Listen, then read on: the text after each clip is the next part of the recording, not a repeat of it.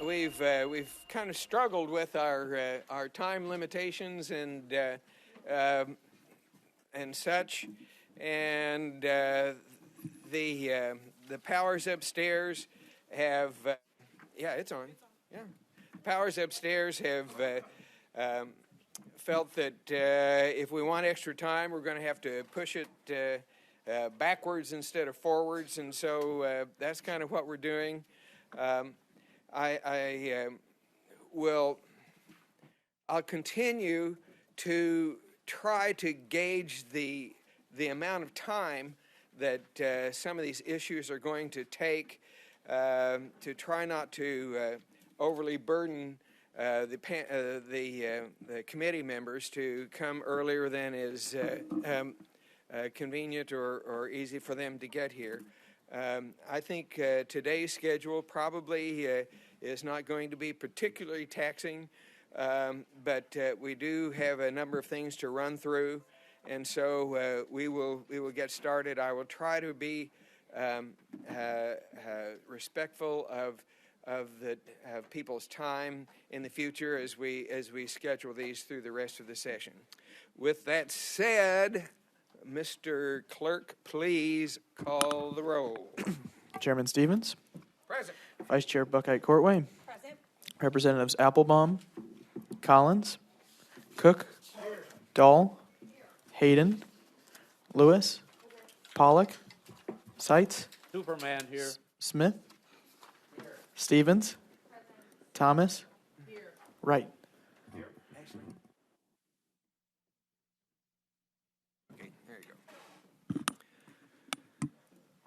Okay, we have a number of things we're going to do, and I'm going to have some help in getting through the schedule in a orderly manner.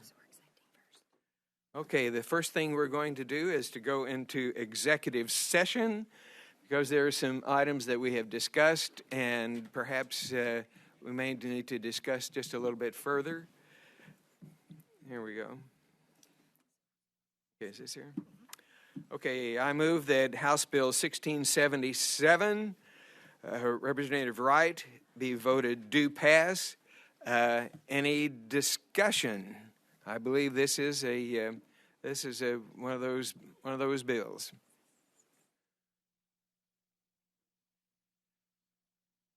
Representative Wright, is there? Yeah. Okay. All right.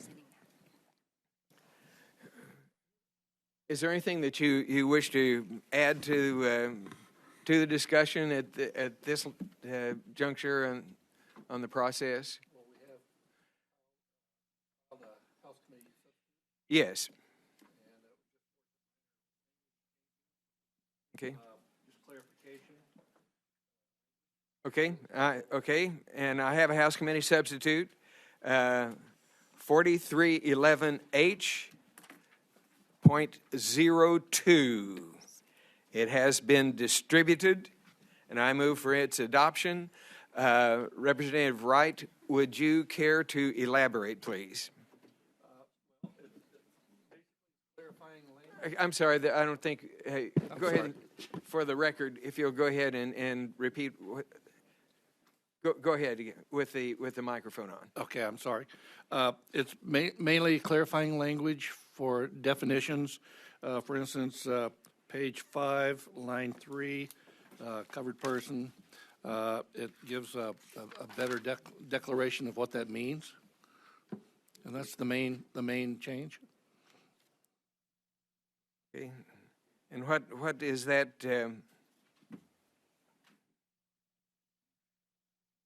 Could you explain that clarification, please, sir? Okay. Well, we stated that a covered person means we put a clear definition in there: policyholder, subscriber, enrollee, or other individual who is entitled to health care services from the health care carrier. It was thought that there were some ambiguities that needed to be Exactly. clarified.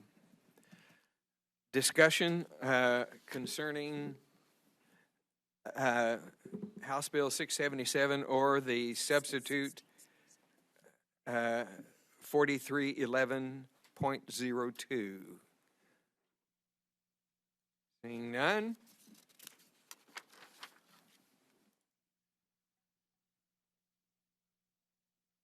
We'll have a voice vote on adopting House Committee Substitute 4311H.02C. All in favor signify by saying aye. Aye. And all opposed, no. The ayes have it. You have adopted the substitute. Now I move that House Committee Substitute 4311H.02C for House Bill 1677 be voted do pass. Further discussion? Seeing none. Mr. Secretary, please, Mr. Clerk, please call the roll. Chairman Stevens, Aye. Vice Chair Buckeye Courtway, Representatives Applebaum, Collins, Cook, Dahl, Hayden, Lewis, Pollock, Seitz, Smith, Stevens, Thomas, Wright. By a vote of 11 ayes and 0 noes, you have voted House Committee Substitute 4311.02C for House Bill 1677 do pass. Now then, okay, we got. Okay, still in executive session. I move that House Bill 2355 be voted do pass. Further discussion. Representative Seitz. A brief comment, please. Please. My concerns last week about the health director guiding this new group of individuals has been solved, and therefore I have no problem with the bill. Thank you. Thank you very much. Representative Andrews, are there any clarifications? I know that there were some issues raised and you had some discussions. Yes, Mr. Chair, for the record, I'm Alan Andrews, State Representative for District 1 in Northwest Missouri. I just want to thank you all for hearing the bill and bringing out some of the you brought out concerns about the bill, and that's what we should be all about. Whenever we run legislation and in our committees, trying to hammer out the details, and so I appreciate your attention to it.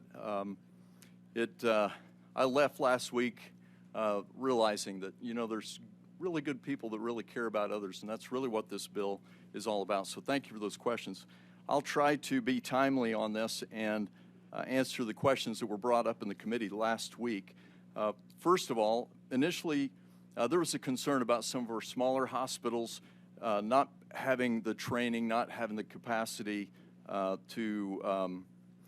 the financial capacity to be well trained in time-critical admittances, and rightly so. And the cost to do so would be prohibitive on some of our smaller rural hospitals.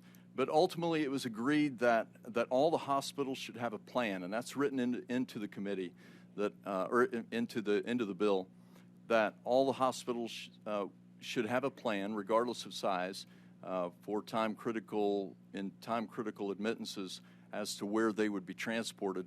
So now, does this bill require that plan, or is it just open the door for it? It opens the door for it. Yeah, it's saying that they should have a plan. That's one of the things, and I'll continue to repeat this about this bill.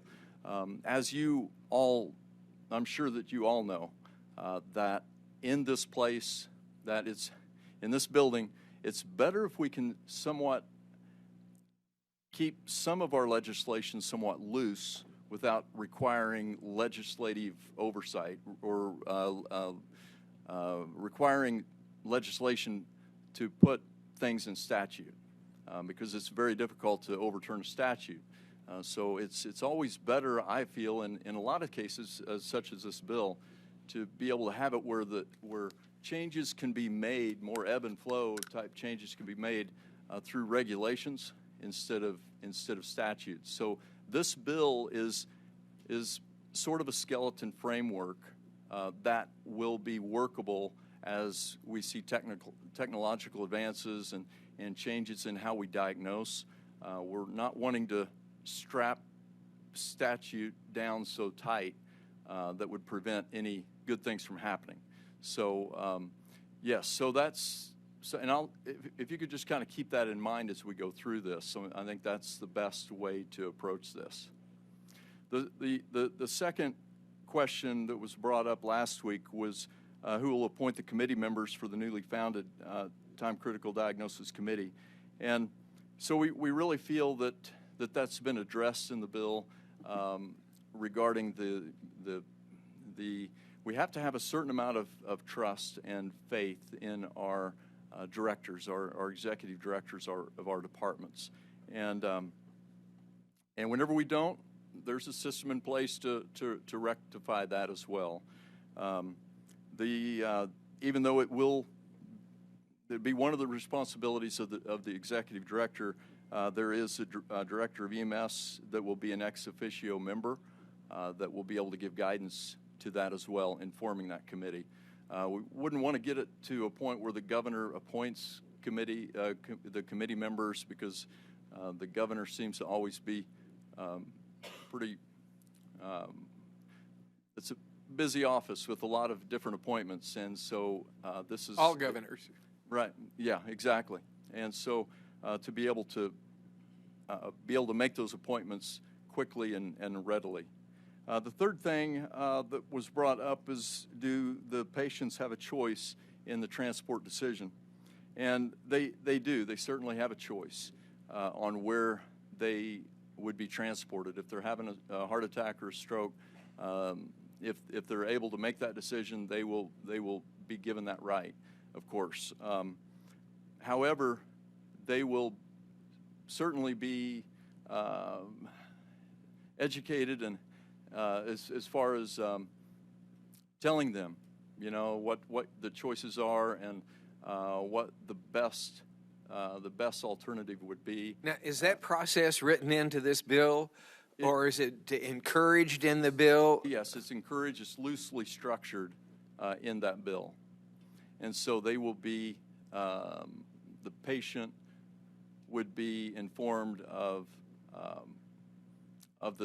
the options that they would have and where to transport, but ultimately they would be able to make that decision.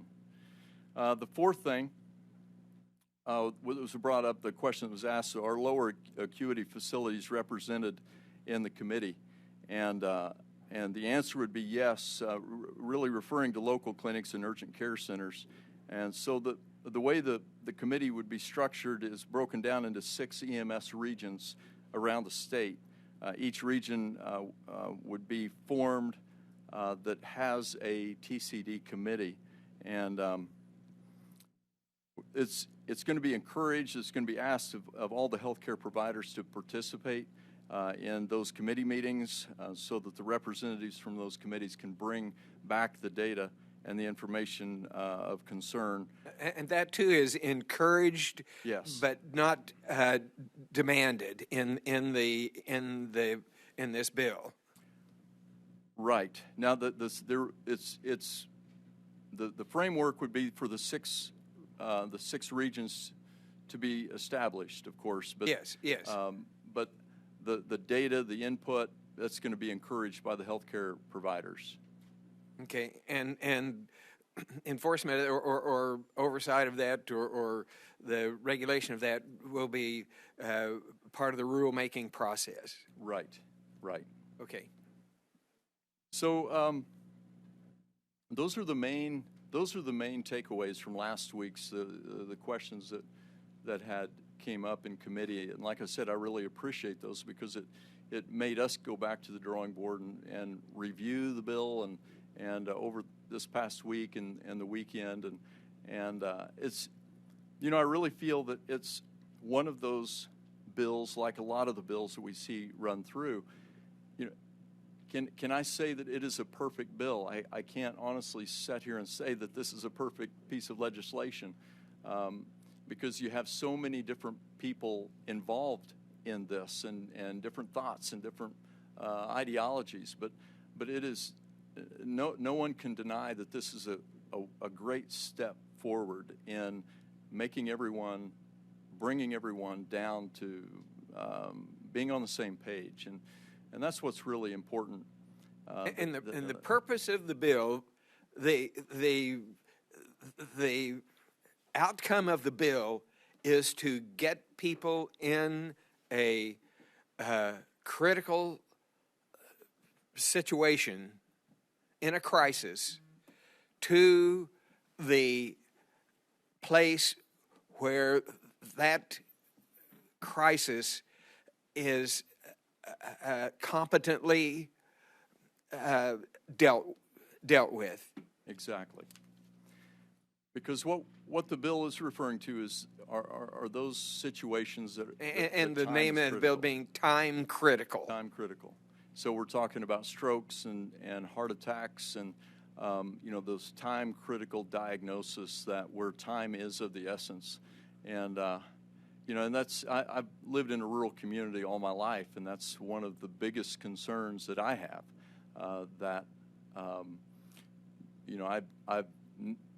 I've had loved ones that I've known of many friends and family members who have had time critical situations, strokes and heart attacks that whatever we can do to address those, to get them the proper care in a timely manner, the better off we're going to be. So,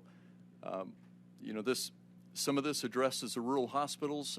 I'll tell you what, I want my rural hospitals, if they want to call themselves a hospital, I want to make sure that they're well trained in how to go ahead and have that transport plan in place. If they can't be a stroke center themselves, make sure that they're going to be able to administer the best possible care from the moment that EMS, the moment the ambulance arrives at the door.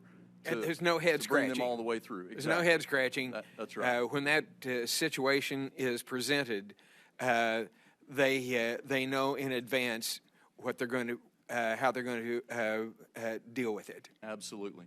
And this is one of those bills that if this has not touched your life in one way or the other by now, I would venture to say it's going to happen. Something is going to happen to whether it's you or your loved one. This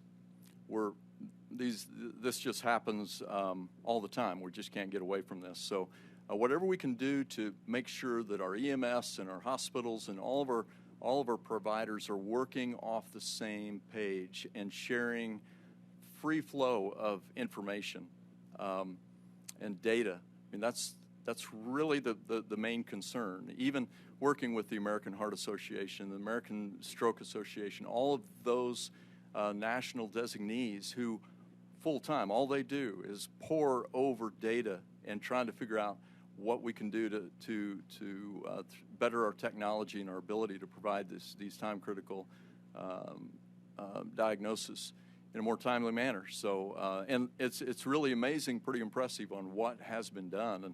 And it's been stated before that the state of Missouri is one of the leaders in the nation on developing these procedures. And so we have some very intelligent people in this state that really have a lot of passion and compassion for helping others. And so it's been a blessing for me to be a part of this.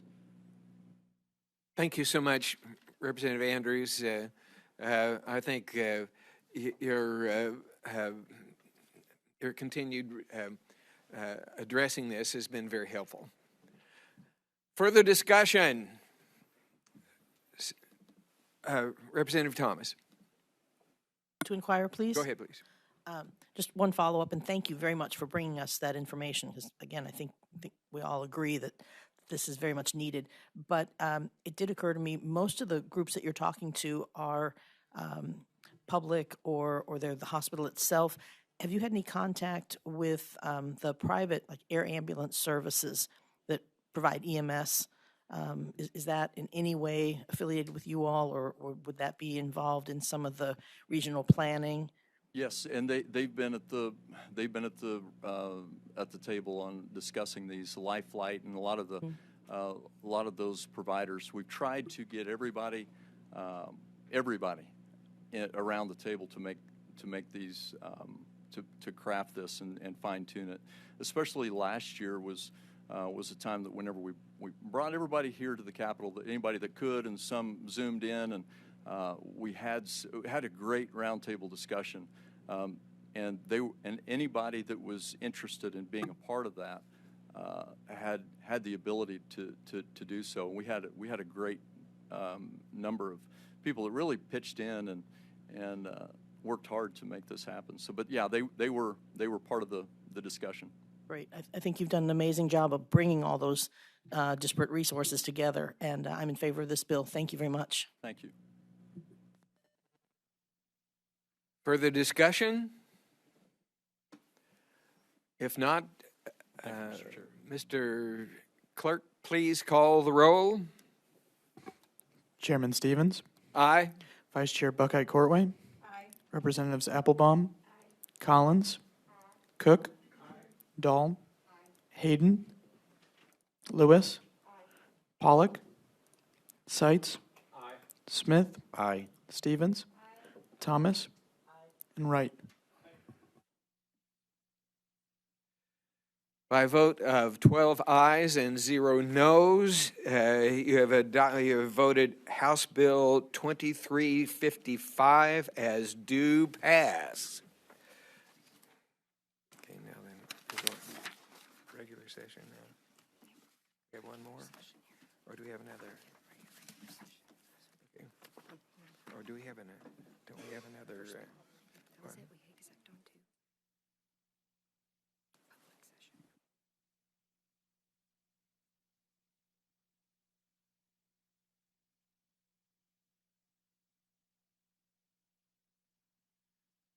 We will now go into public session. We will now hear House Bill 2074, sponsored by Representative Tate. Representative Tate, please step forward and give us your spiel. Good morning, Mr. Chair, members of the committee. For the record, I am Nate Tate from the 119th District. And I thank you for taking the time to hear this bill this morning. So this is the exact same bill that was brought before this committee last year, and it passed out of here 15-0. But essentially, it just creates Celiac Awareness Day as the second Wednesday in May every year. And this is a bill that's really near and dear to my heart because my daughter has celiac. And, you know, I think you all got the handouts and everything, so I don't want to belabor the point in the interest of time. But a couple of things I did want to bring to your attention was the fact that in the one handout I give you, it talks about the celiac disease facts. So it usually takes around 6 to 10 years for a person to be correctly diagnosed with celiac. It took my daughter 5 years. It was brutal. But once we figured it out, it's literally just a diet change and completely changed her life. So made her much healthier, and the side effects are numerous. You might have one or two, you might have all of them, it's hard to say, but left undiagnosed, it can actually cause a lot of other health issues that are very severe. So kind of going along with the 6 to 10 years of being average time of being diagnosed, it wastes billions of critical health care dollars every year, and lots of unnecessary testing and treatment for those seeking that diagnosis. So I can attest to that. It's very true. It's very frustrating. And doctors were just trying this and that until they could finally figure it out. And then it's a simple blood test. And if they think they have it, then they do an upper endoscopy. It's very simple. So my intent with this is just to create more awareness around it so that people know about it and can ask their doctor for a simple blood test. The doctor has to prescribe it. It's not something that's in a normal panel when you go get any kind of testing done.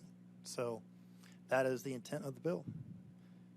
You know, one thing that has occurred to me just in an epiphany of sorts is that we have had a number of these awareness days, and they're all of them are very important. One of the things that, again, what has occurred to me is that we have designated an awareness day on paper, but how have we, and is it addressed in the bill? There's it's just a short sentence or a couple of sentences, but by what mechanism is this day and others being promoted? Is there where? So there's all kinds of organizations.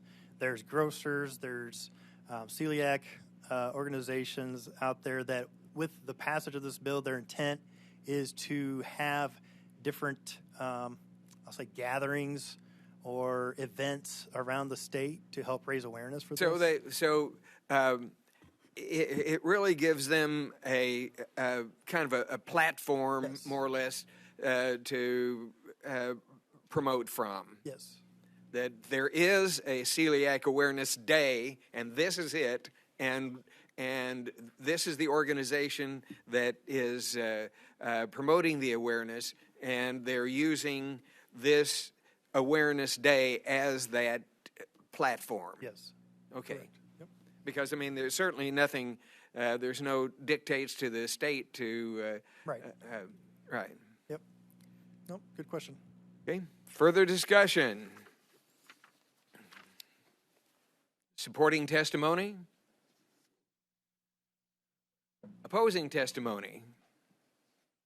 Information testimony? Thank you so much, Representative Tate. Thank We will move this process along. Where are we now?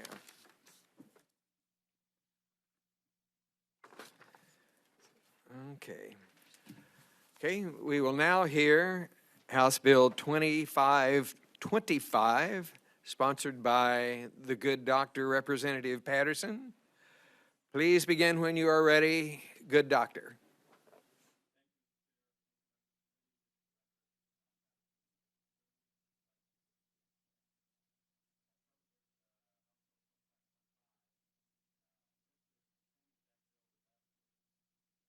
This is the same exact bill as last year. It recognizes the first full week in May as Tardive Dyskinesia Awareness Week. Same exact bill, Mr. Chair.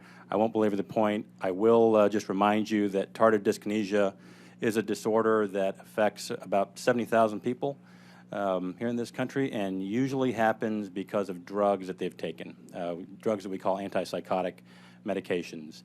It causes jerky movements of your face, involuntary blinking, and we think that this bill is important, again, just to raise awareness, because many people in here have probably seen someone with the condition, and you may have thought that's just a weird person or they're acting funny, but it's actually a condition due to medications, and you probably know more about it than anybody else in this room except for Dr. Thomas, probably, Mr. Chair. So it is the same bill that passed out of this committee last year, 15-0, and it was even a consent bill, if you recall.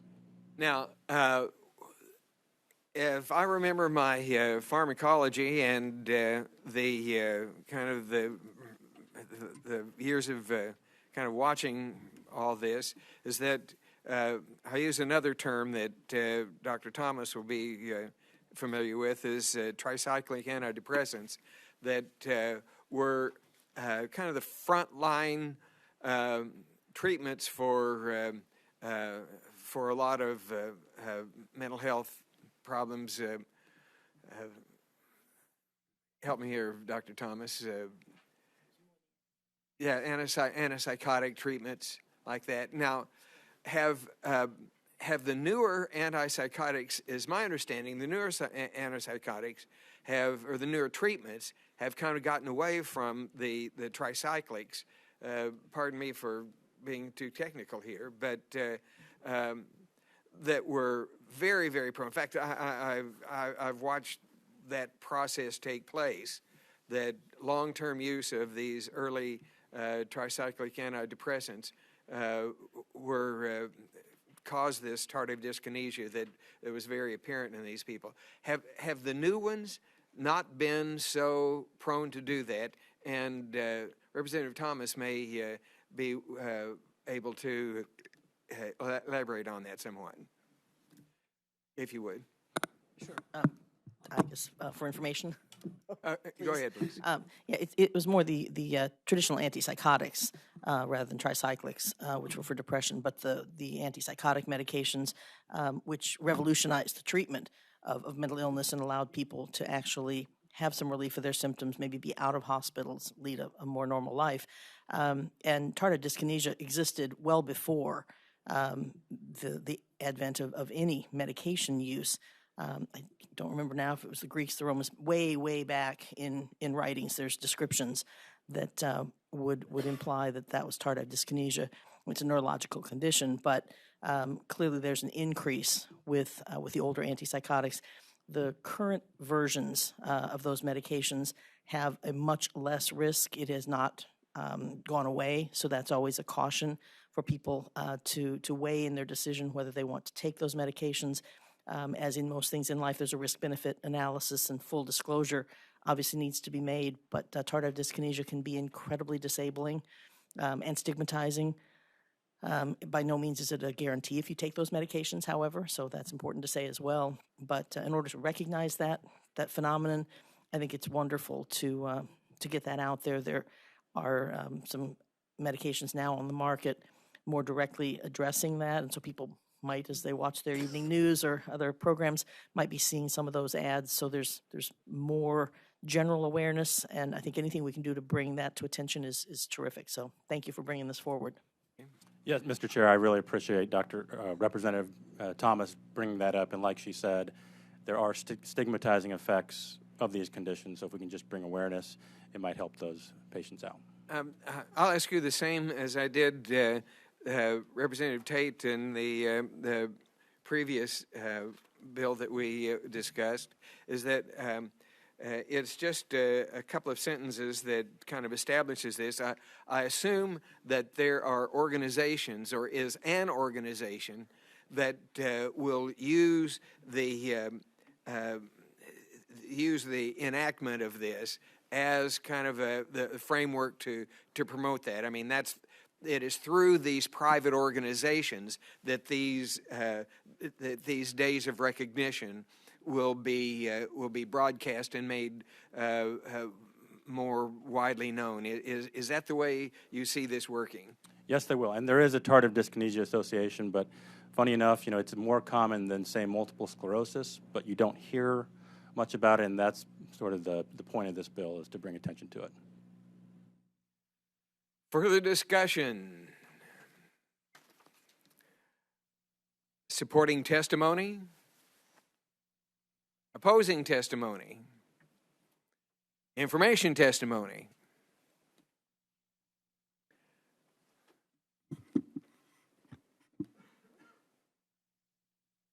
Is that in? I think that concludes the discussion. Now then, don't move. If you like, Mr. Chair, I'll just go on to the second bill. Okay. We will now hear, if I am to make the official announcement, House Bill 2368, sponsored again by the good Dr. Representative Patterson. Please begin, sir. Thank you, Mr. Chair. Moving on to House Bill 2368, let me begin with some background. In 2019, Congress passed the ACE Kids Act, the Advancing Care for Exceptional Kids Act. It was supported by a bipartisan contingent. Our Senator Roy Blunt was a co-sponsor, as was then Senator Claire McCaskill when this bill started. It was also supported by our congressional delegation, including Congresswomen Ann Wagner and Congressman Blaine Luetkemeyer. What the act does is it provides a framework for states to have a program in place through their Medicaid program to have a health home for what we call exceptionally medically complex children. So a child that fits that description would be someone that has a very serious illness, things like cystic fibrosis, cerebral palsy, HIV, sickle cell anemia. And they did this because we know that these medically complex children take up a lot of the resources in Medicaid programs. So they might comprise 5 to 6% of all the kids in a Medicaid program, but they take up about 40% of the dollars. So what the bill tries to do is, what the ACE Kids Act tries to do is lower the costs of care somehow. And what they came up with is having a health home team. A health home would be a group of medical providers, including a doctor, a nurse, a respiratory therapist, a counselor, a behavioral health specialist. And what they would do is they would form a team and take care of and provide coordinated care for these medically complex children, with the goal of, number one, providing exceptional care, but two, providing care so that they are not in the hospital where the resource use is the greatest. So it's a short bill. It amends just a tiny section, but it would allow us to opt in to the program. And again, when President Trump signed it in April of 2019, it was an opt-in program. So to participate in this program, we would have to pass legislation to opt into it. Some of the benefits for the state are that for the first 6 months, we would get an enhanced FMAP, which means the share of the payments that the federal government gives us. They would increase that by 15%. So if the current FMAP rate is 65%, we would get 80% federal match. The federal government would also provide a $5 million grant so that we can study this and implement this program. But to do this, we would need to pass this legislation so that we can opt into it. Then our Medicaid program would write it into their state plan, and we would tell the CMS that this is our plan, this is how we're going to do it. Isn't the term medically complex extremely vague, or could you elaborate on that? Yes, I can, Mr. Chair. Thank you. Within the federal legislation, the definition of medically complex child is very well spelled out. It has to be, they actually have the conditions listed out. It has to affect 3 organ systems. It has to be a very serious condition or a life-limiting condition. So within the federal law, it is very prescriptive, and it's spelled out. So when our bill would say medically complex, now oftentimes, okay, I see. Under the it does make that reference to section to the USC section 1396W-4A. It is under that federal regulation that this term medically complex is specifically defined. Yes, sir. Under that, in the federal law, it is very well spelled out.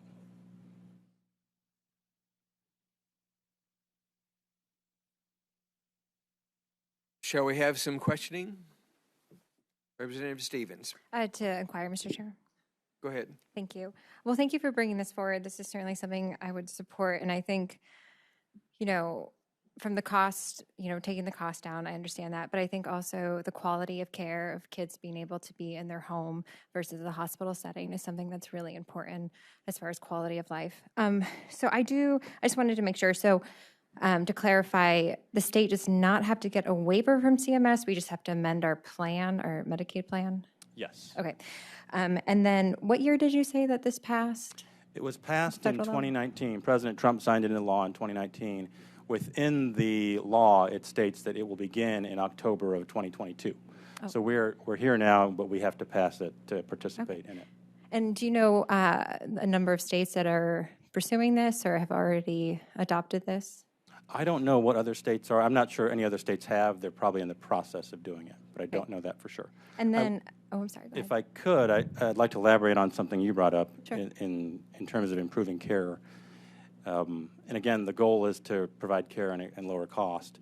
If you take a kid like someone with cystic fibrosis, if you can have a team of doctors and nurses and respiratory therapists taking care of that child, they can hopefully avoid having to go to the hospital when they get a pneumonia or something because of their cystic fibrosis. If you can have a behavioral health specialist participate in the care of that child, they can avoid going to the hospital or a mental health facility for a mental crisis. So that's the goal of the program that, like you brought up. I appreciate that. And then just to further clarify, can you talk a little bit more about the fiscal analysis between the state and is the state and federal kind of partnership? Like what the breakdown a little bit more about that for the budgetary costs? So it is. It's within our Medicaid program. So within Medicaid, we pay for approximately a third. The federal government, through their FMAP, pays for 65%. So it would be a program like that, although within the first 6 months, we would get an extra 15%. I do want to address the fiscal note because we got it yesterday, and it's $3 million for the state. While I do agree with that analysis, I think the final number will be much lower, and you have to remember that the goal of this program is to actually save the state money. So I think that analysis doesn't take into the savings that you would realize through the program, even though those hard dollars is what it would cost. Now, those aren't numbers that I've just made up in my head. Missouri already has health homes for adults and even kids. There are about 36,000 people in a health home currently in the Medicaid program. There are data to support that those people in the health homes actually have had a cost savings of $160 per member per month. When Congress put out their analysis through the Nonpartisan Congressional Budget Office, they said that this program would cost the federal government about $10 million per year. Now, if you think about that, to match all of these states and have it only cost the federal government $10 million, what they did is they factored in the savings to the states and to the federal government, because just to do the grants alone to the 50 states would be 5 times, 50 states, that'd be $250 million. But the CBO has said it would probably cost $10 million after all the savings are realized. So I think there are savings here. The point of the legislation is to save the state's money. And like we said, if you can keep a kid out of the hospital in a home because you're coordinating care better, you will save the state money. Representative Applebaum. To inquire. Go ahead. Hello, Representative. Hello. Thank you for bringing this bill to this committee. I think anything that we can do in the state to save money and keep our kids at home for care is a great thing. And I like hearing about all the savings. I just want to make sure that there's nothing in the bill that would take away health care from kids. No, and specifically within the federal law, it says if you're already on Medicaid and you're happy with your Medicaid, you do not have to participate in this program. But if you want to participate in the program, you can. So it will be no cost or anything taken away from the children that are already on Medicaid. Is this something that the parents, they sign up for, while they're, Yes, you said it would they already be. have it, they already have Medicaid, but they do additional paperwork for that? Yes, And they can so- do it online and all? Absolutely. Okay. If we pass the legislation and we do have a health home program, then those parents can sign up for the program. Or if they're happy with the care that they're getting, they can just continue to do that. We think that this will only affect about 1% of the children on Medicaid because not that many children have these conditions that will meet the criteria. But you don't have to do it, but the parents that want to will sign up. All right, thank you. Representative Thomas, To inquire, please? please. Thank you. Good morning or good afternoon now, and thank you for bringing this forward. But I do have some questions. It sounds like you just got the fiscal note. Is there any way that they could revise that to look at some of the savings? Because there's no savings listed here at all. And I get the concept, certainly, although best practices would say that you ought to have a coordinated care team anyway. So I'm not sure why we need to authorize a new program to do that when, in effect, so many diseases are best treated, as you well know, with coordinated care. And the numbers are pretty big here when you add state and federal, which, again, doesn't really matter the source of the dollars. They're all coming out of our pockets. So they're all citizens' money. Yes, thank you, Representative. I do agree with you. That has to do with the methodology of how they do it. I would like to talk to the fiscal oversight team and talk about that. Again, I would take you back to the realities of the programs that we do have. I mentioned that our current state programs do save the state money. All of this started, was helped by a program called the CARES program, and that was basically a pilot program by CMS. And they said, we're going to give 10 hospitals and give them funding to do this and try it out. What they realized is that even after 1 year, they saw that ER visits were down 26%, hospital days were down 32%, and that the overall cost was down by 4.6%. So within their pilot program, which is very similar to this. And within this defined group. Well, within the model of complex kids. Yeah, yes, So, that's what I mean. Yes.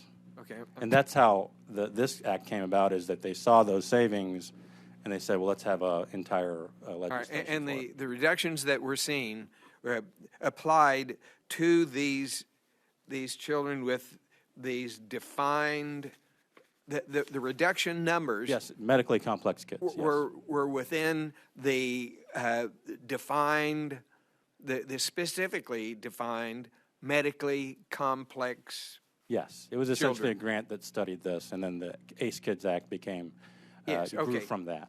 Okay. To Dr. Thomas's second point, that care should be coordinated, I agree with that completely. Whether that's a reality or not, that's the key. And in many places, I don't think it is. And so what that leads to is, if you don't have a team, that leads to tests being done twice, duplicative care. It leads to unnecessary admissions for things that could have been taken care of at home if you'd had a team in place. And this bill helps defines that coordination. Yes, that's essentially the point of the bill. That is the point. The point of the bill is to. And the other thing that I should understand, but I'm still a little fuzzy about, is health home. I know about home health, but I'm not entirely sure about health home. Could you elaborate on that somewhat? The clearer definition for myself, health home. Yes, it's a little bit confusing because home health is yeah, right. A nurse going out and right when a nurse comes out and does health care in your home.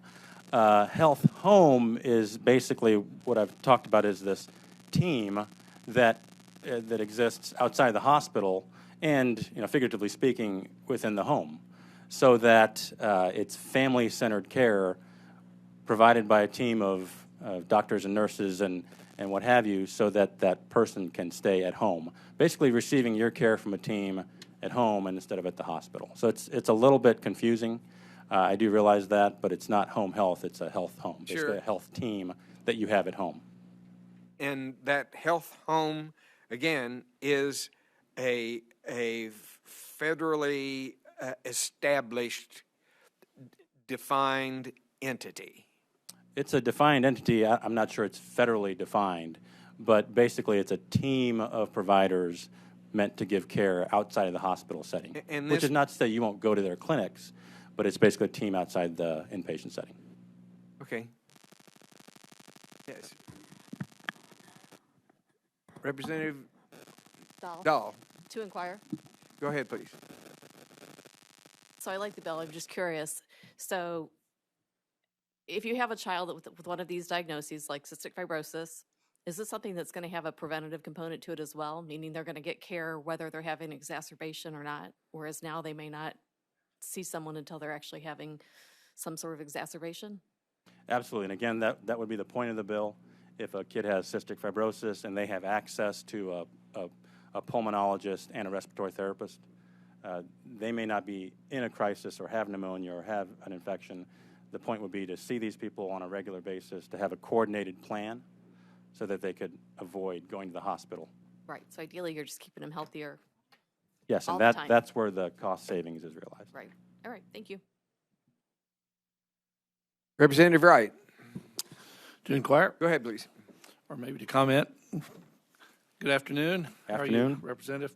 I would, I guess, advocate that, well, first of all, I'm not convinced it would cost $3 million or $2 million. I just don't see that being that. That said, even if it was that amount, I think the savings is going to dwarf whatever this amount would be. I would also say that not only I would advocate that there's a savings to the state, a significant savings, as you say, but home is where patients want to be. They don't want to be in a hospital. They want to be in a home. And so they actually heal better. And I would even advocate that probably the insurance companies would rather have them be home as well. Is that correct? I would think whatever we can do to lower the cost of care, and you as a former hospital executive representative probably know better than anyone, when you walk in the hospital, the cost of care is tremendous. So I think they would also be in favor of keeping kids at home instead of in the inpatient setting. Absolutely. Well, I think it's a great bill, and I support it wholeheartedly. Thank you. Thank you. Representative Seitz. Thank you. To inquire? Whoever you are. Yes. Go ahead. I'm over here today. All right. Thank you. Last year, there was a bill that discussed hearing aids for children, and we were in favor of that, but the chair did accurately bring up that this would basically start a hearing aid war. If we're supplying hearing aids for children, would we not have to for the elderly? So on page 7, line 229 and 230, it talks about, and I'm not opposed to it, but hearing aids for these children that might need them. Is there a concern that we would have to start supplying hearing aids for others that are not in that age group? Thank you, Representative. I can't speak intelligently about the hearing aid legislation. What I would tell you is that we already have health homes for elderly folks and for adults that have chronic conditions. Okay. So it wouldn't be, we're not pitting one group against the other. That would not be the case. This Okay. would be taking care of kids, but then the 36,000 Missourians that are in a health home currently, this would not affect them at all. Okay, outstanding. Thank you. Further questions? Representative Lewis? To inquire. Go ahead. Good afternoon. Afternoon. Thank you for this. Certainly, absolutely support preventative care, keeping people out of the hospital. I think this is great. I just had some logistic questions because I'm really trying to wrap my head around. When I first read it, thought it was home health and it's health home and everything. So these children are getting care, like the team is they're getting care literally in their homes, or they're going to like the clinic with the coordinated care? No, they would still go to clinics and things. Okay. And one of the parts of the bill is to have a clearer plan for transfer and to even see providers out of state.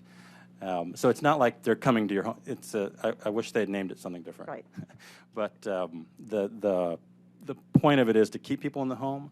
But I like the team aspect of it more than calling it a health. And ensuring coordinated care happens. Yes. So is there a way to address, and it's probably a different area, but logistically, like we've got a workforce crisis on our hands, and there's certain areas in the state where maybe there aren't some members of the coordinated team. So do you have any thoughts on, actual physical people being part of the healthcare team and shortages? That's a very good point, Representative. And they're not going to do this for one child. They're going to do it for groups of kids. if whoever's providing the services, they will have, if they have a need for a certain service, I imagine that they would go out and hire a person. So that would address those, that workforce point that you brought up. The state is going to have to drop a plan to how they're going to form these teams. So if they say we've got a group of kids here in St. Louis, they have cystic fibrosis, they're going to participate in this team, well, we need to hire these medical providers, I imagine they would do that.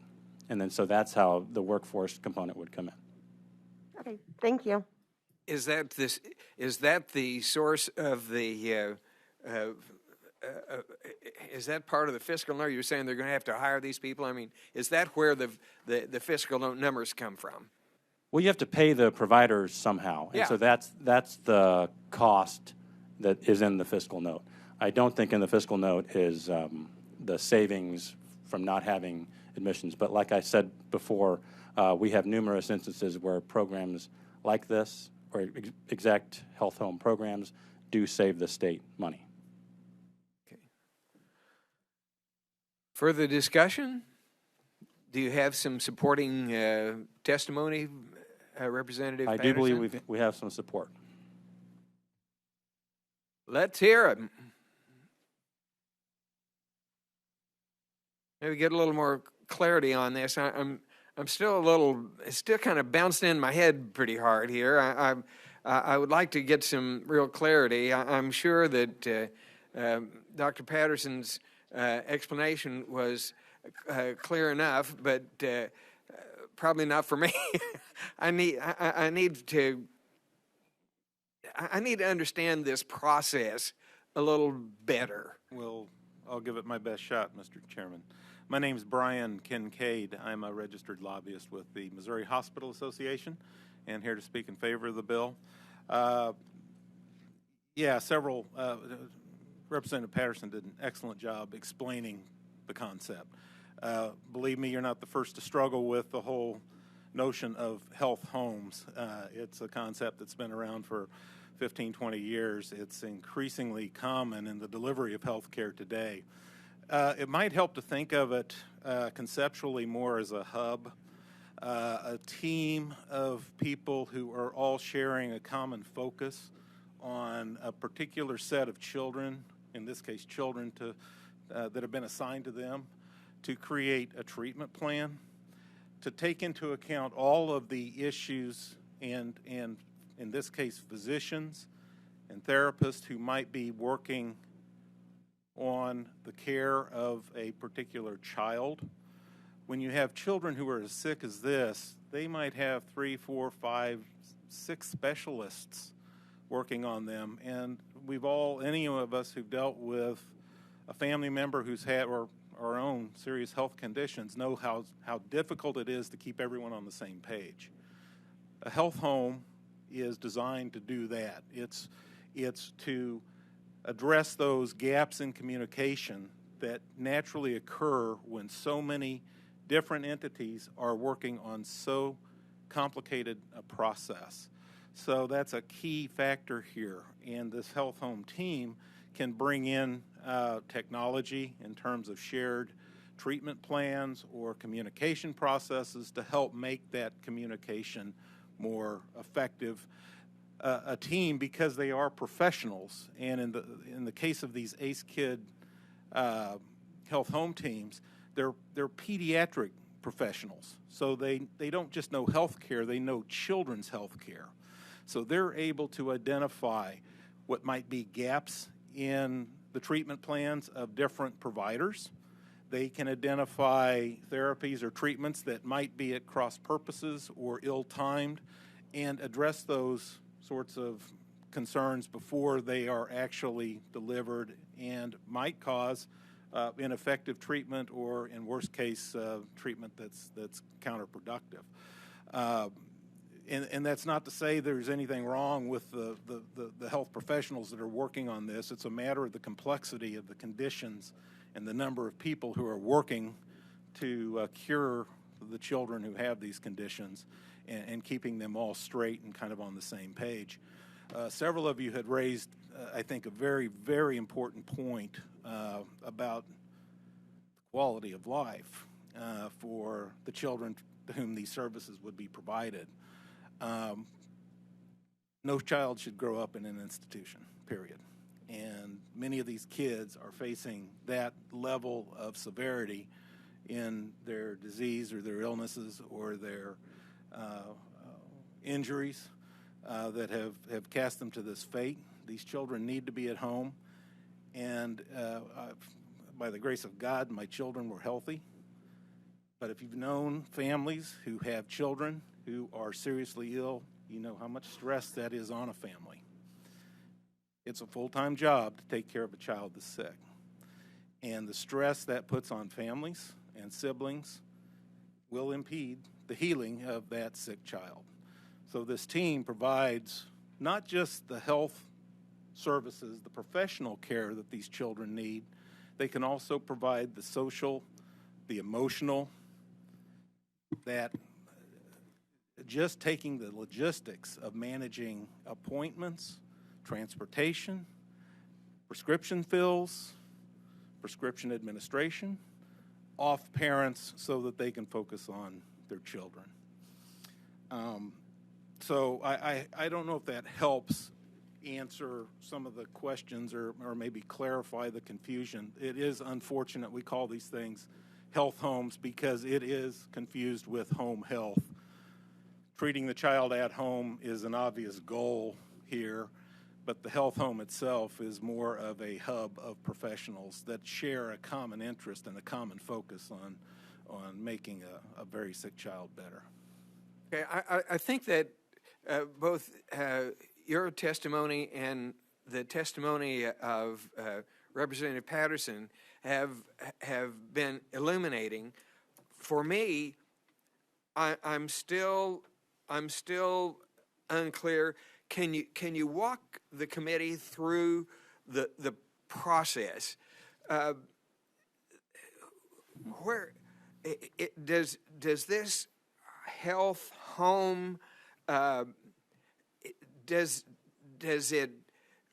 How does it get formed? Do they wait till a child presents himself, or the family of a very sick child presents itself, and then somehow this health home structure gets put in place? Could you walk us through the on the ground, rubber meets the road details of how the child and the family gets interacted with this new structure, and where does this structure come from? I'm still not clear about the walking out the door and going to wherever you're going and seeing whoever it is you're going to be seeing. Yes, let me. I'll do my best, and if we need to follow up, we I don't know if certainly there are will. others here that could or help. others speaking behind me might be able to elaborate. But this is the way I would envision it happening. So first of all, if you pass this bill, you'll authorize the service in our Medicaid program.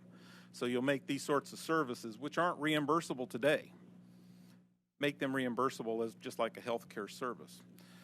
So that opens the door. Correct. And then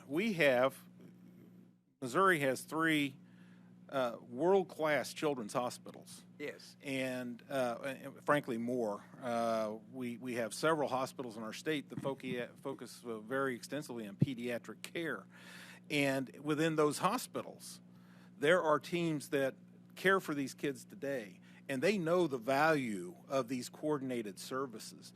I would guess as we open the door to making these services reimbursable, then those hospitals will begin to look at their patient bases and then see the potential for how they can form a team and use that team to help coordinate the care of children that meet the definition that are will that currently in their team mix. be created around a single child?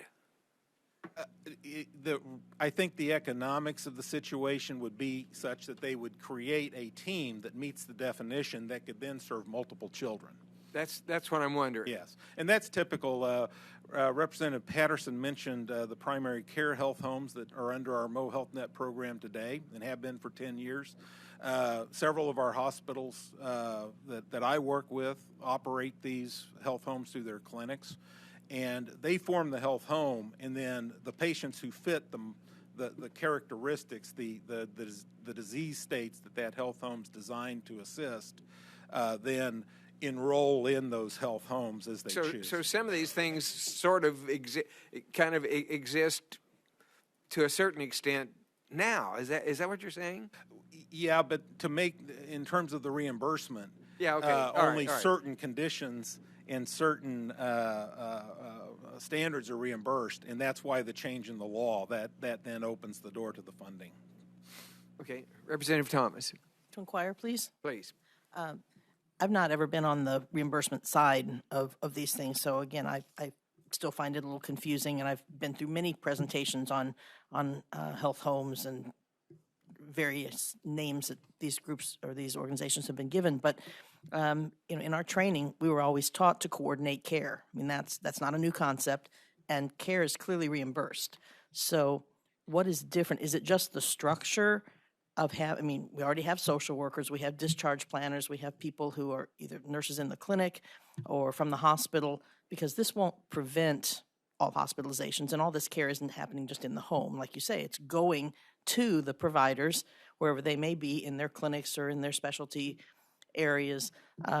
It may be more community-based instead of just in the hospital, and more coordinated, but this isn't home-based care. This isn't allowing people to stay home and receive their care.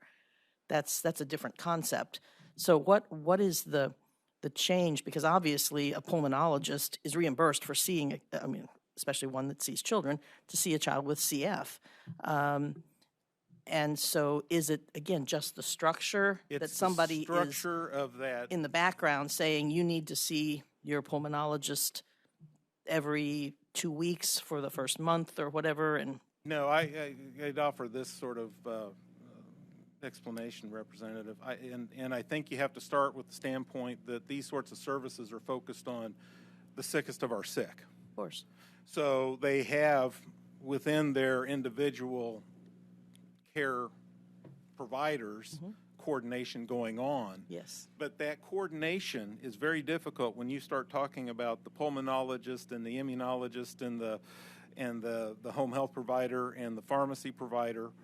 But those individuals are getting reimbursed to do the care. They are to provide their individual care, but Correct. No one is paying for the coordination of care among those different providers, and that's what the health. Although each of those providers, having been a provider on the mental health side and working with folks in the community and others, part of your treatment plan is to do coordination of care. And right, each of those providers is to make a plan that's comprehensive, and you can't force anybody, no matter how good the plan is. If I'm doing it, you're doing it, some other agency's doing it, doesn't mean people will follow through. You can't legislate behavior, but you can provide opportunities, and those opportunities are there at this point. I'd say so help those me understand. opportunities exist within the silos of those individual practices. And what happens, and again, I know this from watching my wife's my wife's dad deal with COPD and cancer, and the amount of work we had to do to keep some excellent doctors engaged with each other and coordinated was tremendous. And Eddie was at the end of his life, and this was a 5-month event, but I was shocked how difficult it was. And this is not to cast aspersions on the providers that were treating him. He got excellent care, but our system is very fragmented in this sense.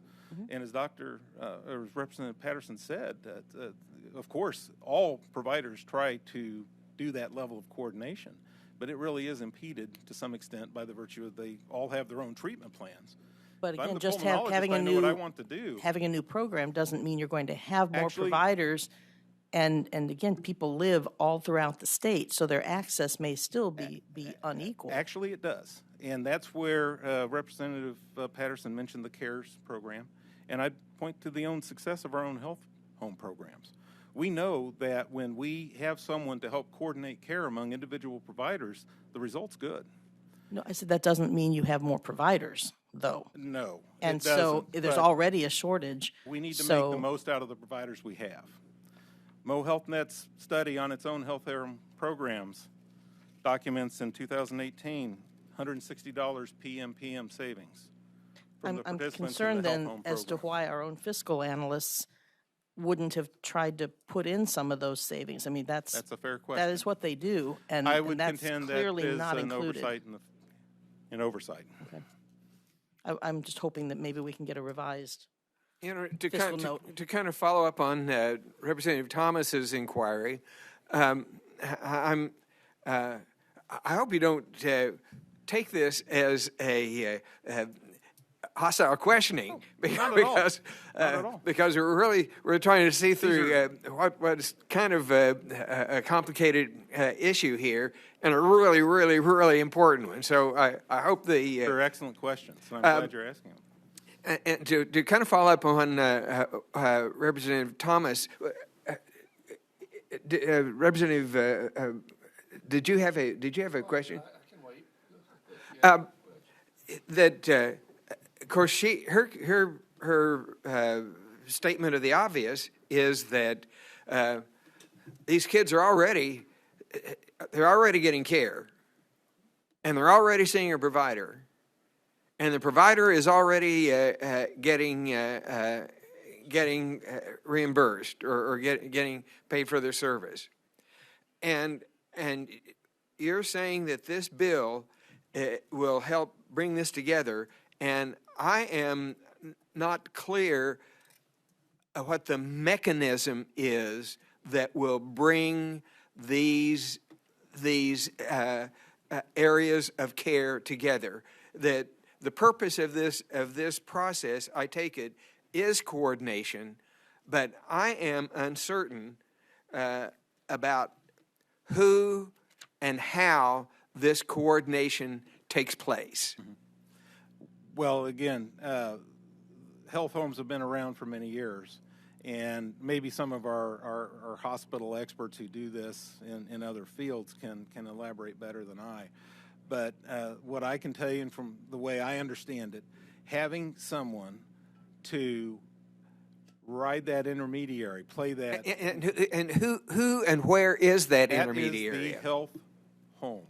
That is the health team that Now, comprises is the health home actually a person doing that? I mean, you say it's called a health home, but is there it's a group when a sick child, a critically sick child, encounters this, at what who and where is the coordination? Where does that happen, and who performs it, and how does that happen? It would be the health home team. So there's a group of professionals. Okay, so There's a team lead and coordinator. So a child goes to a with cystic fibrosis, goes to a pulmonologist, and I take it they have subscribed to this program. It's in law. We're in, and so a child goes to a pulmonologist. Is that pulmonologist already is that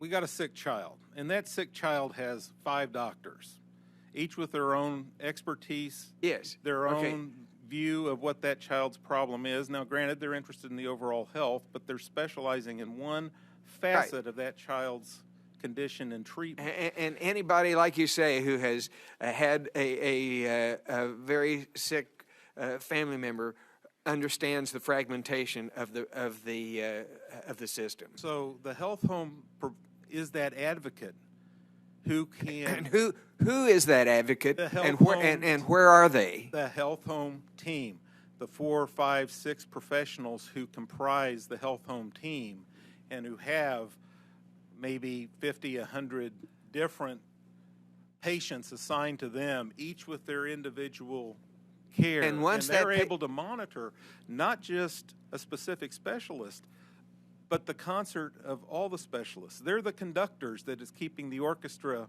together. And that information then goes. So that information from the health home would be available to all the specialists. That goes as a part of the process.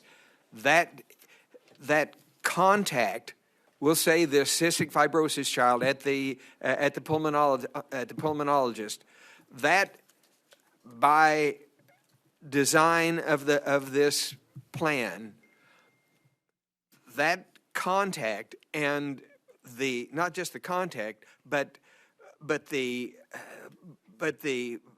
performance of the care, the details of the care within that contact goes immediately to all the others on this home health home team.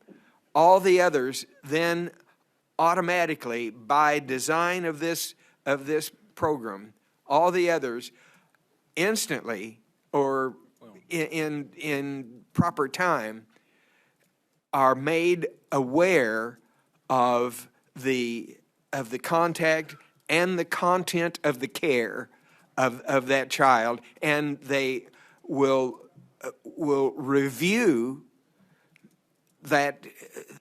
They are required by their participation to review the content of that care. What am I missing here? I hope none of this sounds it sounds hostile. No, not at all. Not at all. No, it's by having that health home team, you've got medical professionals who understand the nature of each of those specialists' work. And so they can make sense of the work within a broader treatment plan. And so they can ensure that the care of each of those specialists is happening at the right time, the right place, in the right way, in the right order, to the extent it needs to. That, again, I think the best way I can describe it is making sure everyone's on the same page. Yeah. Because you're talking about individual specialists, in the case of these complex kids, who have their own view and perception of that child's needs and treatment, but there are 2, 3, 4 others who have equally important elements as also. And of course those things all can interact with one another. Yeah. And if they're not coordinated, then at the best case, we're not getting the maximum out of our healthcare spend. And there's probably nobody here that hasn't had that experience. Well, is and that's that the problem they're not that talking the to health each home's other. trying to address. Yeah. Is to take that burden off families and to make it basically a health service, so that we're not just buying individual health care procedures, we're buying health. Yeah. We're buying a better outcome for the child. That's where the health homes produce their value. I'm certainly not questioning or doubting it, but I'm just trying to get my muddled mind through the details of the process. Mind around the concept too, but now that I've gotten it, it makes, in my opinion, it's just good common sense, and it does take some time to get your head around exactly what this is. Representative Wright. To comment and inquire? Go ahead, please. All right, thank you. It's my understanding that health systems actually own these organizations, correct? They don't compete. Yeah. They're part of the systems, correct? Yes. Okay. And then when you say that they're not reimbursable, is that with Medicaid, Medicare, only? Because I thought that commercial carriers paid. Commercial carriers possibly do. Yeah, okay. Medicaid does not today. Right, okay. And one of the, I think, interesting aspects of the federal law, which, as Representative Patterson pointed out, is very defined in terms of the kids who could qualify for the service and the severity of the diseases they have to have. But an interesting aspect of it, there's really two. One, there's very substantial reporting that's required so that the quality and cost metrics of the service, the health home service, have to be reported to the federal government, and they're available for your perusal and ours to know, is this actually producing good health? Is it cost effective, and so forth? So that's a key element of the federal legislation that we'd have to adhere to. The other issue is that, and this might get to be where the representative was going in terms of reimbursement. There's any number of ways these sorts of health homes can be reimbursed today. Our current Medicaid health homes are on there's a case rate. So for every enrollee, there's an amount paid, $100 a month or something like that covers the cost of the team to do the services, and they document what they do in medical records, so that's all auditable. That's a very typical and I'd say basic approach. The federal law actually allows more sophisticated value-based reimbursement methodologies to be considered. And if you followed Director Richardson's foray into Medicaid reform, you know that value-based reimbursement, paying providers not for the volume of services they provide, but for the value of services they provide and the quality of services they provide, is an important aspect of healthcare reform, and it's very much supported by this federal law. So I guess the best way I could explain it, from my understanding, in the old days when Dr. Patterson would do surgery, there would be a charge for lap sponges, for cauteries, for the basins, for all these individual different charges. And so that nurse would charge for each individual product, and then that would be input into the system, and then the patient would get charged. Then something came along called CPTs. These are complete patient trays where you open it up and everything it takes, or 80% of everything it takes to do a surgery is in that pack.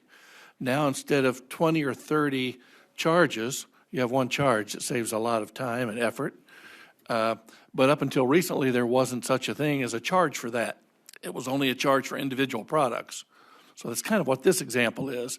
You're taking all these individual charges and you want to create an overriding charge for that service. That's my understanding, correct? That might be one way of looking at it. I'd say maybe an additional concept might be that if Dr. Patterson prescribes a certain drug as a follow-up to the surgery you just performed that has to be administered in a certain way at a certain time to be effective, the health home provides experts to make sure that drug's filled, that the drug's being taken the way it was prescribed, that if it needs to be refilled, it's refilled, that if there's side effects, they're being reported back to Dr. Patterson so he can revise his prescription.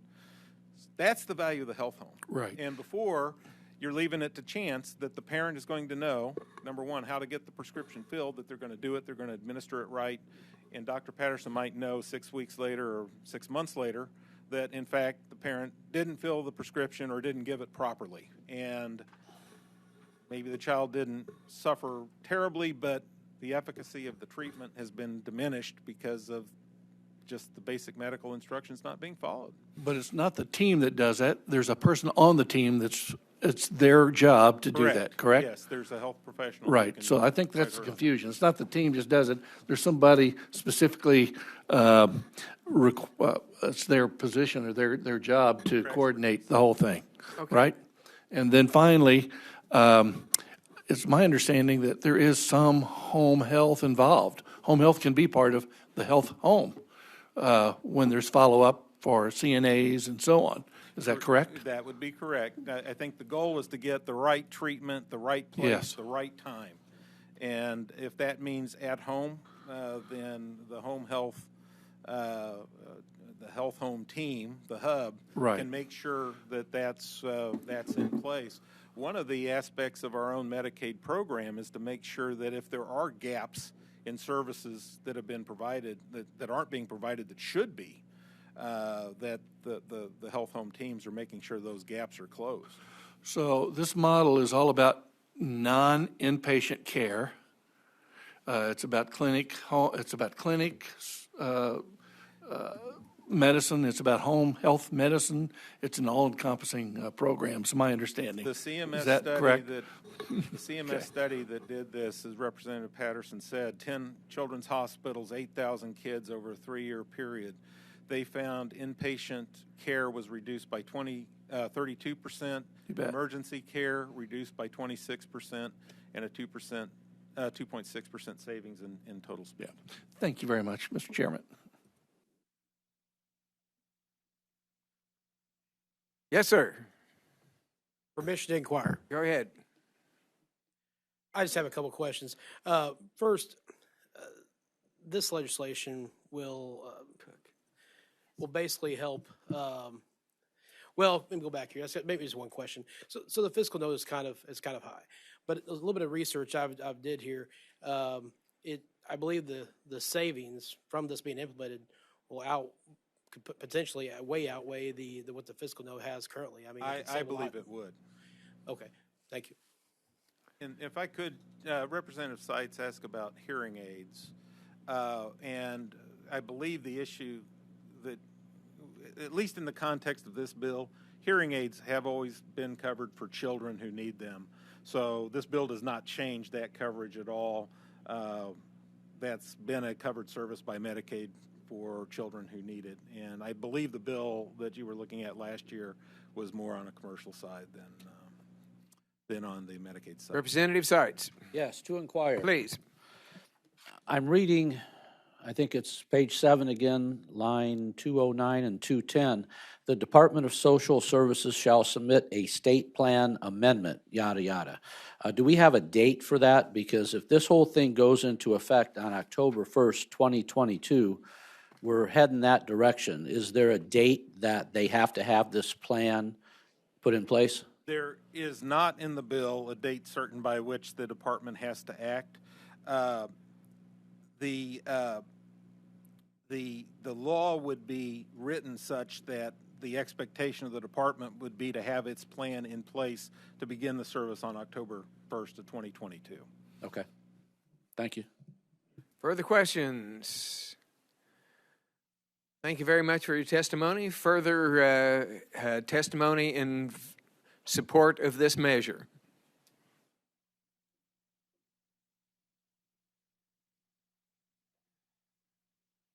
Garrett Webb, registered lobbyist here for the Missouri chapter of the American Academy of Pediatrics, and not to add any more confusion, but also Phoenix Home Healthcare, which we already have a lot of home health. Say that again, please. So we're already doing this in a lot of capacities, and we're just adding our support here. I don't know, is this Brian's?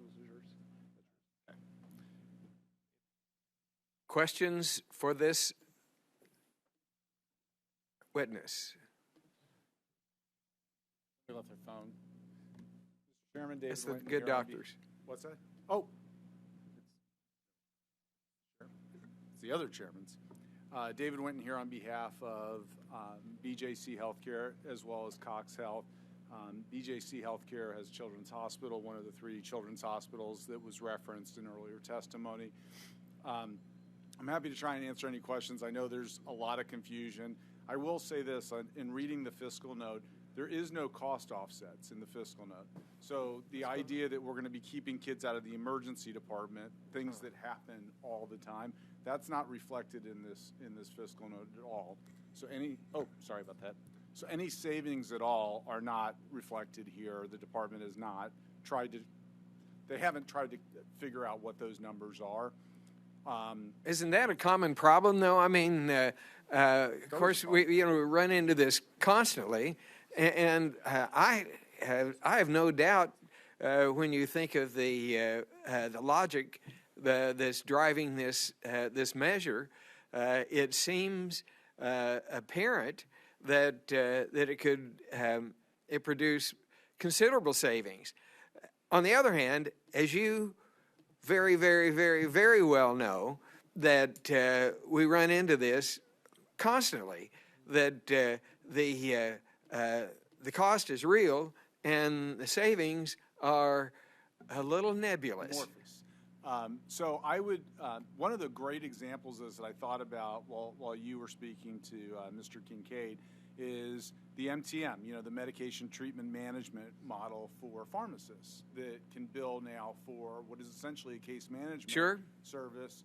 I remember when that was first suggested, there was no fiscal offset for that. Yeah, of course not. But everybody knew intuitively that if patients take their medications correctly, and they fill their prescriptions correctly and they align them, that will help patients, especially really, really sick patients, stay out of the hospital and have, lives that aren't riddled by all of these episodes that go up and down and create problems. The same thing, many of our CF centers, cystic fibrosis was brought up. We have CF centers across the state, and those CF centers are healthcare homes for these CF kids that manage those kids.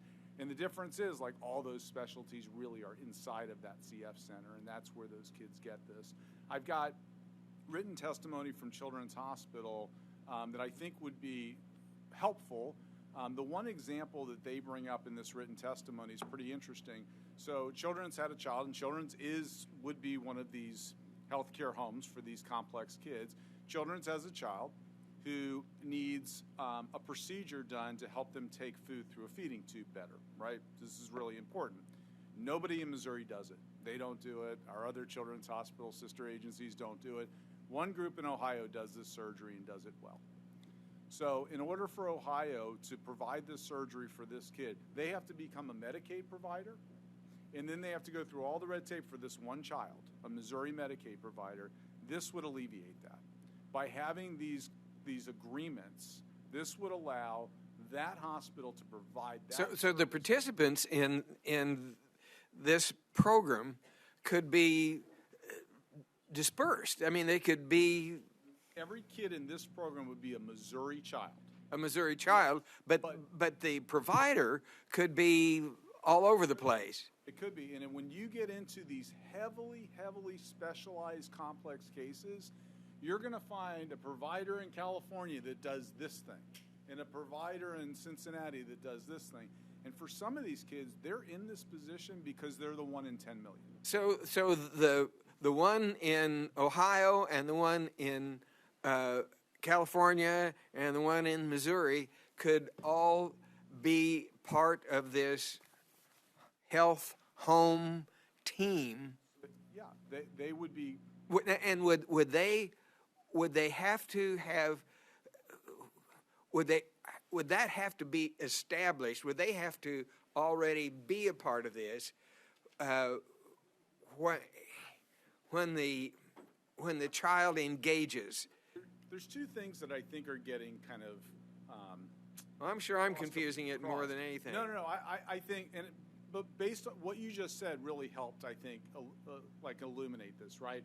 So the healthcare team is a team of individuals. In this case, at Children's Hospital, they manage Johnny Smith. Johnny Smith has multiple conditions. That the child's on a feeding tube. The child's may have CP, may have all kinds of other things, right? This is a kid that belongs inside of this kind of healthcare home for medically complex children. That healthcare home is Children's Hospital, this team at Children's Hospital, period. That team at Children's Hospital's job is to coordinate all the care. So when Johnny is going to turn 6 and needs this very specialized surgery to help him take food in through a feeding tube, they go out and they figure out there's one place in the country that can do this. It's over here at Ohio. They reach out to that provider in Ohio and they say, hey. And now they do that now, or they would do it under the umbrella of this measure that we're saying. So right now, these things happen occasionally, right? So like at Children's Hospital, yes, this is a real example. They found the person what people forget that you all remember every day in this committee, because many of you are healthcare providers, is just because you don't get paid to do something doesn't mean you don't do it. And so you know, a lot of times what you'll have is, hey, this is who has to take care of this kid. How do we figure out how to get that kid help? Sometimes that's successful, sometimes it's not. So that does happen.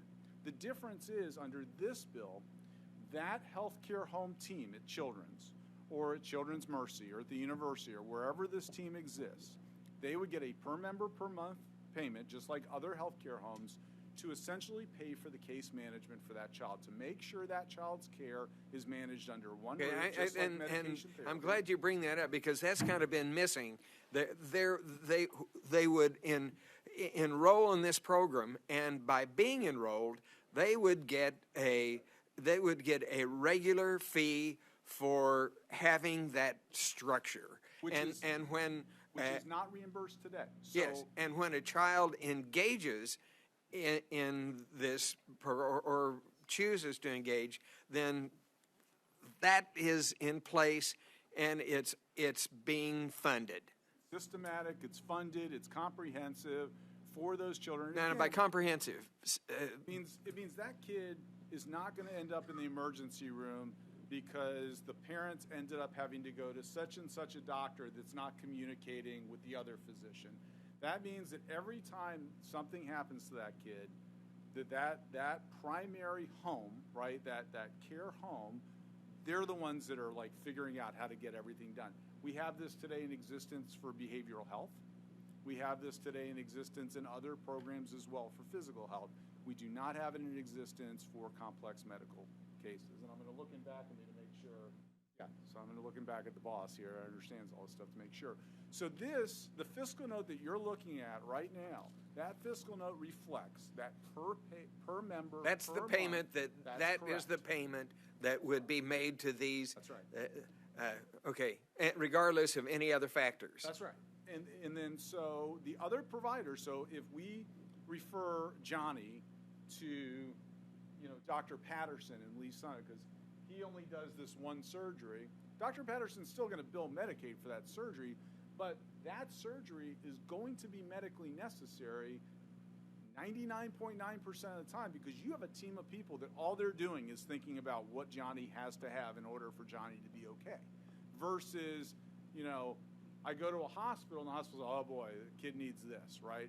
And they do 10 more tests on the kid, which happens all the time. We've all been there, right? Sure.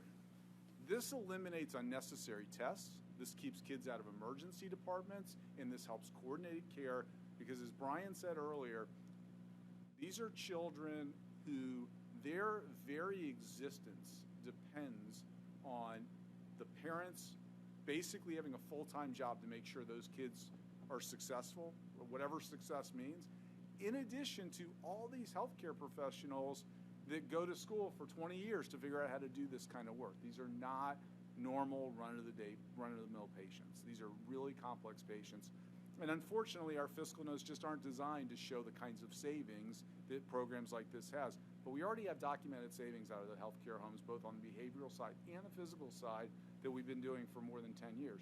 You guys supported the PACE program, you know, the all-inclusive program for the elderly that's in the budget.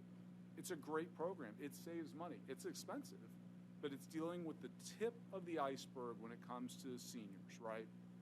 This is a similar concept, because I know everybody was kind of getting, you know, which provider is getting it? Is this a real home? It is. Think of it as a real place, a real home where there's a team. That team is getting paid in this bill, and it's going to make it easier for that team to get the services through Medicaid that kid needs, whether they're provided here in our home state or somewhere else. And by the way, our providers that do whiz-bang things that nobody else has, they're going to get Medicaid support from those other states to do those things for their resident children as well. So this is not a one-way street. Comments and questions?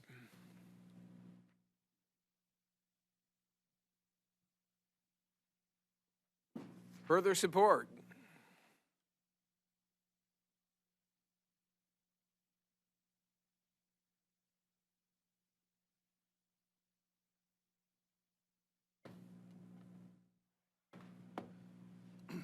Thank you, Mr. Chairman, members of the committee. Justin Alferman representing SSM Healthcare and specifically Cardinal Glennon Children's Hospital. We'd like to go on record in support of this as well. I think David did a and Brian did a phenomenal job of trying to describe a very complex system. I just want to. And my head's still spinning. But I do want to point out that David did a good job of explaining the complexities of these children. But I also want to point out that whenever you have a child with this diagnosis, and you come in through the hospital, it is an incredibly anxiety, sometimes anger, and stressful situation. And having these care coordination teams in place is really important to make sure that you can navigate the complexity of healthcare in the United States and make sure that your child is getting the care that they need and the appropriate care that they need at the time that they need it. Keeping these children out of the emergency department, keeping them out of and getting them the care that they need that's appropriate at the time that they need it is vitally important to making sure that they live a long and healthy life. Be happy to answer any questions. Questions and comments?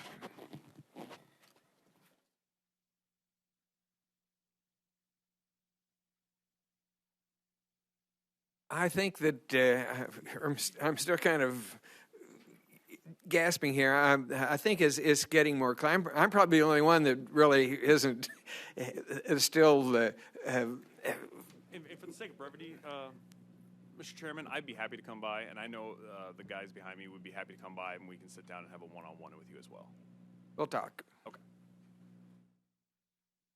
You know where I live. Come ahead. Mr. Chair, members of the committee, briefly, Will Mars on behalf of Mercy Kids and Mercy Health, just want to go on record in support, and also happy to follow up with any additional questions. Questions and comments? Thanks so much. And you did fill out a form, I take it. All right. Good afternoon, Mr. Chair, committee. Dallas Pullen with Children's Mercy in Kansas City. And just again, I want to go on record in support. Also happy to come by or talk to anybody or answer questions. We have our Beacon Clinic, and it is one of those, you heard about what now, sir? Beacon Clinic. So you heard about the CARES Award and the 10 hospitals that they did a study on. Sure. So we were one of those hospitals. And so we can speak to that. And we continue to provide this kind of care and this care coordination for these kids through our Beacon Clinic. It's a clinic that is a health home.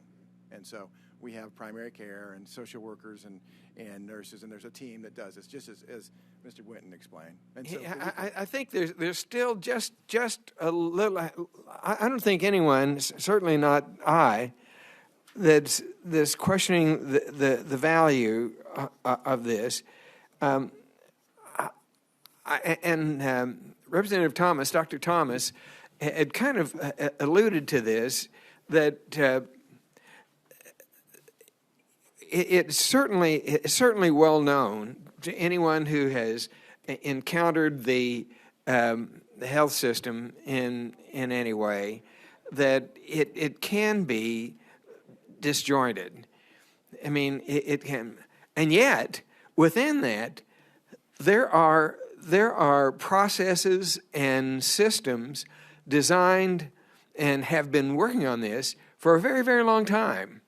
And I suspect that within your institution that there is a tremendous amount of intercoordinated communication, making sure that the care that a child gets at Children's Mercy is within that structure, that coordinated, communicated structure. And I'm not entirely clear on how this expands this for these critically ill children who they're just not going to any doctor at all. They're coming to your institution. Most of these children are coming to your institution, institutions like that, like yours, that have this process, I'm confident to say, very, very much in place. And I am not 100% clear on how this changes that. Yeah, so I'll speak to it a little bit. So, I mean, we might have a patient that would come for pulmonology one day, and we need to come for cardiology another day. And particularly these complex patients, they've got to see a lot of different providers, and they may all be within our institution, or they may not, as Mr. Winton explained. But, you know, they're not necessarily coordinating and coming on the same day and doing it at the same time. So are you saying that even within your institution, you feel that there's not the type of coordination that we would expect? It can happen. Now, that's what I'm saying. That's why we have a specific clinic for this, and that's what we call it as the Beacon Clinic. And so we do the care coordination for these kids. But so absolutely, and otherwise, I mean, you may go into a number of institutions, and so it's not going to be coordinated as well. It's because these particular kids are so complex, it's difficult to manage that without putting specific resources towards that work. So if a family opts into this, do they then? I don't want to say they limit their choices exactly, but they commit to a specific group of providers. Let's say if a family wants to participate in this program, it means that this health home, is that right? Health home structure is waiting there. Yes, absolutely. So and a family commits to that particular group of providers, but that group of providers can be disparate. It does not have to be in a particular the totality of that network does not necessarily have to be in a particular institution. It can be, as was described, in any number of places. But when a family opts into this program, which I presume is optional, is that would that be fair to say? That they are committing to a particular specific group of providers. They would commit to a specific health home. And so that health home is a specific group care coordination team. Okay. So now they may reach out to others, but that's just like going to you may pick this team, or you may decide you want a different doctor. You could go to a different team. There'd be different opportunities. Yeah. Okay. But there could be any number one of these teams that are around. But you would choose the team and be committed to the team. Right. I mean, committed as much as you could always choose another team if you're not happy with. Right. Yeah. Correct. Well, I'm sorry to be so fog-headed about this. It's just it's new to me. I mean, it shouldn't be, I'm going to guess. But I'm just trying. If we're going to pass this, Representative Applebaum, you're not allowed to ask questions. Go ahead, please. To inquire. Thank you, Mr. Chairman.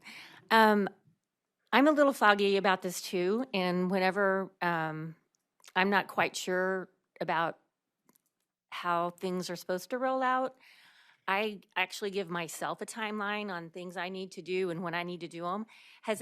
You said that you're currently doing this at your hospital. Is there a way that you and Representative Patterson could maybe put like a timeline together as when the patient comes in and they decide that they're going to need this coordinated care, like what the process is, so we could see that? I don't know if that would help anyone else on the committee, but it would help me. Yeah, I'm sure we could talk about the process, and I could talk to our professionals that do this, and we could lay out, this is what it looks like when a patient comes in, and I'm sure the patients come from our different, experts throughout the hospital too, and we think, okay, this is somebody that needs care coordination. But yeah, absolutely, I'm sure we could put together Okay, something. thank you. Further questions from this gentleman? Thank you very much for taking the time to come down here. Thank you.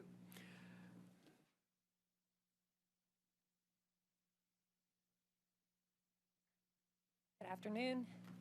Chantel Dooling with Missouri State Medical Association. Just wanting to go on record. Our support is more philosophical as it increases access to health care. I'm not sure I can articulate as far as all the articulation we've already had today, but I'm happy to answer any questions you may have. Well, I won't subject you to the same thing because I understand what you're saying is that you like the idea, but there are others that are more familiar with the details. Is that fair to say? That's pretty fair to say. I mean, I could go as far as they've gone, but I don't know that I can really get any further than that. But the Medical Association believes that this is a worthy effort. Okay. Questions and comments? Thank you so much for coming. Here we go. Mr. Chairman, members of the committee, Jessica Pabst, on behalf of University of Missouri Healthcare, we're here in support of the bill. I am happy to answer any questions.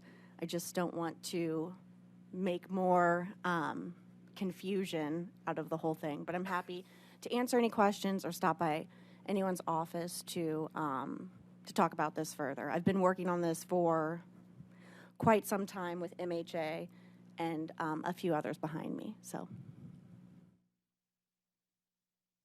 Well, you shouldn't have to go to everybody's office if you want to. If there are some, Representative Thomas. To inquire, please. Go ahead. Thank you. Given concerns these days of people requiring vaccinations for participation in a variety of activities, do you know in maybe even the current home or health homes, not relating to kids in this case, but otherwise, if it's recommended that someone have a vaccine, for example, for COVID, and they decide not to, or if they're encouraged to participate in some other activity or a certain therapy and they say, well, we don't want to do that, or, parents told, please stop smoking because it exacerbates your child's asthma, and parents don't stop smoking. Are there consequences? Are there any hooks to those things, or how? I mean, again, legislating is one thing, but right. You can't create. I can't answer for sure, but I do know that our physicians, while they may recommend things until they're blue in the face, you can't force anyone to do anything that they aren't willing to do.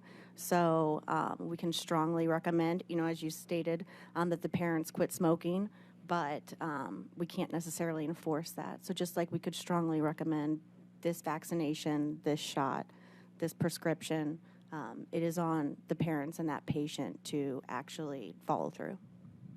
Thank you. Mm-hmm. Anybody else? I keep forgetting to do as I'm instructed to do, to remind everyone to fill out the form. Yes, I actually filled it out online, so. Oh, yeah, that online stuff. I forgot about that. Further testimony. Opposing testimony.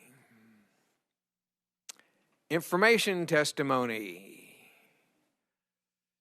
Dr. Patterson, would you like to put a period on this? I'm sorry, was there something more, Representative Smith, was there something where you... Okay.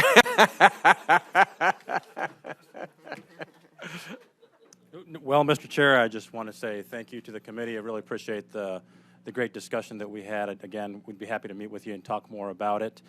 This is a law that President Trump signed into law in 2019. I do hope that we as a state can sign on to it, but thank you very much for your time.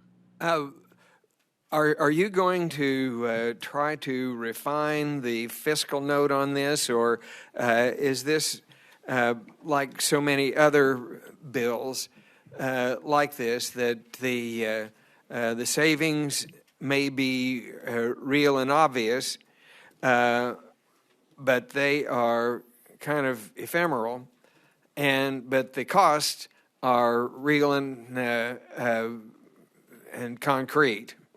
Do you think revisiting the fiscal note is appropriate? I would like to talk with the fiscal note team, but again, I do respect that they have a job to do and their methodologies.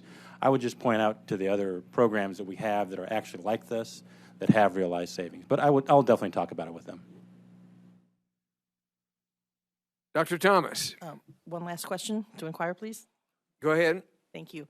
I noticed on your prior bill, you have a sunset.